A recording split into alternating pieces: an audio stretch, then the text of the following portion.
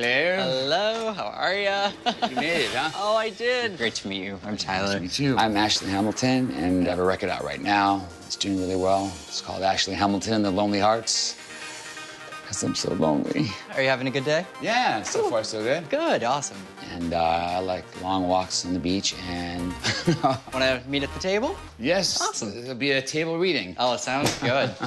I used to be really skeptical and didn't believe in anything at all. And as I've gotten older, I'm more open to seeing things I didn't see before, I think. Oh, thank you so much for having me here. Oh, thank you for coming. Are you more curious about connecting to people that have passed away, or are you more curious about your personal life? I'm not gonna pass away, am I right now? Oh, no, you're good. Okay. It won't be that good of a reading. I'm just gonna keel over. But Please, just call me and let me know, please. yeah, no, I'll give you the heads up. So I knock at the door, and I don't recognize the guy who answers it, but we went in, he was so lovely, so open, and had me laughing within 2 minutes of being in the house. Can we go like this for me? My parents just keep leaving me at home, and they keep making just sequels and like spin-offs, and it's just very overwhelming. People ask me to do the Macaulay Culkin face all the time, the Home Alone one where I'm like this. You know? You could leave them alone like 3 times. They made like 8 movies. Like if you're leaving your kid after like 2, by the 3rd film, call the cops. Well, let's start with the light stuff. People who passed away. Sure. It's one way to do it. All right. Okay, so, okay.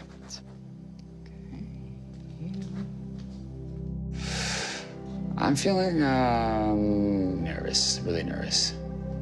But I won't know until after if this is all real or not.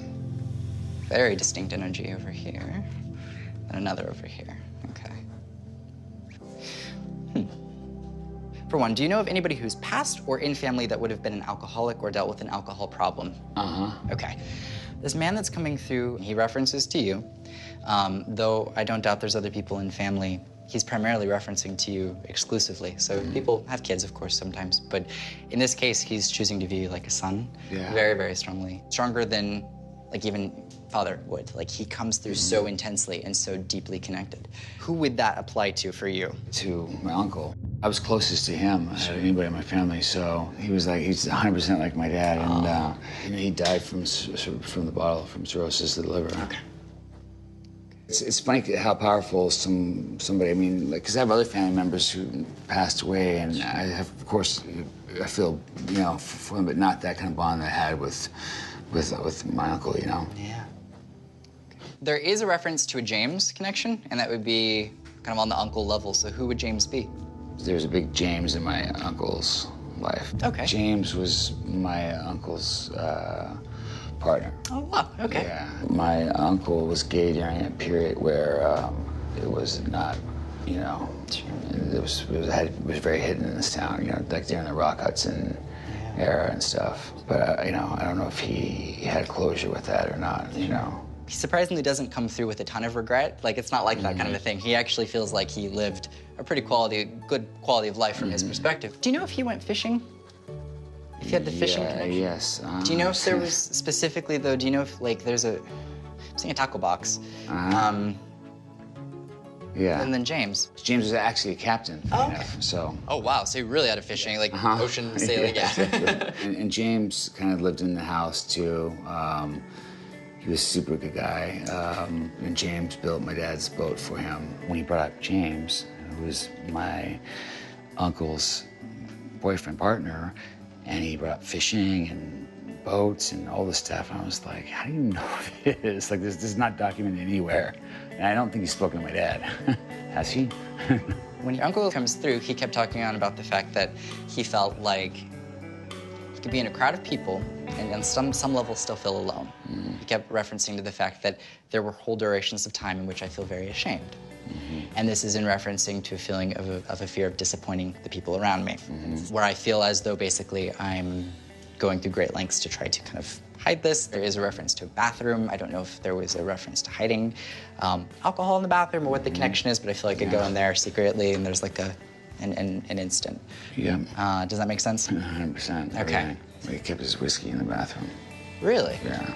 Oh, wow. Yeah. He would hide the bottle at times and be like, don't tell your dad. He was drinking, but it got to, cirrhosis, yeah. I remember that, yeah. Yeah. You know, it's hard to find out. It'd be near impossible that my uncle would hide the booze under the cabinet. I mean, that was crazy. That was crazy. So when did Uncle pass away officially? When I was like 11, 12. Okay. Weird. He's viewing you as like 7. That's strange. 7, 8. Maybe it was 7, 8. Yeah, For whatever reason, yeah, it may not be, but he's viewing you in reference to memory of like closer. That's right. It's closer to that age. That's right. That's right. Because that's kind of. Before I went to military school. That's right. Right. So that would be kind of the connection, kind of 7, 8-ish, 9-ish. He knew exactly the age that I was when my uncle died. I had the age wrong. Then he had the age right when my uncle passed. And I was just like, okay, he's a psychic, of course. But no, I was off by 4 years. Crazy. His energy is very much so like, people come to me. People are there. But what's interesting is that for being the person giving the advice, he himself, on some level, fundamentally didn't always take it. You know, which I think we all can resonate with on some level. Yeah. But do you get what I mean in that aspect? No, I 1,000%. Because he's always giving my dad advice too. He's like, you need to do this. Like, it was like he was the dad, which is so funny to say that. He was the older brother and really kind of the father of even my dad, and had to raise kind of everybody. So he was always the father figure. My dad was never the same after he died, you know? Right. Like the end of that, like, broke his heart. My dad asked him, like, he said to, what's the one regret you have in life? He goes, I wish I would have loved more. He said, you know, right before he died. Wow. Your uncle is at peace, completely fine, and totally around. Sometimes men can be really hard to read, but in the case with Ashley, he was incredible. He was really open, really inviting, and I was able to get a lot of really good specifics, a lot of validation, and the really emotional moments. Awesome. Sounds good. Well, I'll come back. You're welcome anytime.